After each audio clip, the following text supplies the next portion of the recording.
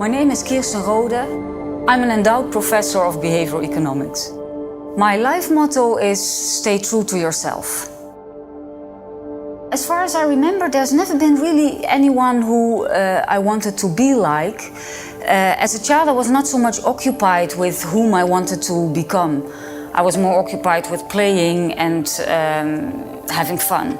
I was a student who didn't have to study that much, but I think that others thought I did study a lot. I did study regularly though, so I'm a very organized person. I've always been, so I managed to study regularly. When I was doing my PhD, I realized that I very much enjoyed research and teaching. So I decided that I wanted to stay in academia for a few more years. And then I could become a postdoc here at Erasmus University. And since then I've been here. Well, I have two main streams of research. One is on intertemporal choice, that concerns the trade-offs that people make between the present and the future. And another stream of research is on the concerns people have for inequalities and fairness. This topic actually also really fits my personality because I have a very strong sense for justice. So I care a lot about fairness.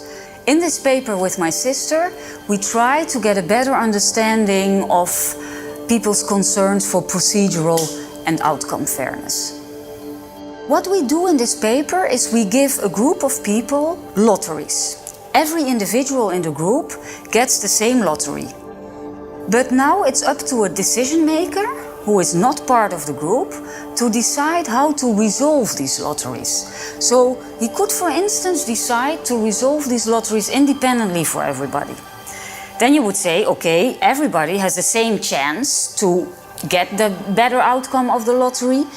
So in that sense, there is ex ante equality and there is procedural fairness, we could say. But of course, the final outcomes need not be equal because everybody has an independent chance of getting the better outcome of the lottery. But now if you consider a different procedure where the lottery would be resolved only once and everybody would get the same outcome, then you also have that everybody has the same chances, the same opportunities. So then there's also ex ante fairness or equality, but there's also ex post fairness. By comparing these two procedures, we get an idea of how much people care about procedural fairness compared to outcome fairness. Imagine you're the manager of a firm. You have a vacancy. And there are two candidates that are equally qualified for the job. One is a man, the other one is a woman. The question is, who do you decide to give the job to? You could say, well, in all of these situations, I would always give the job to the man.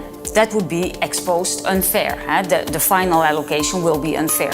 The same would hold if you give the job always to the woman in this case. Then it's also always the woman who gets it and the man who doesn't get it.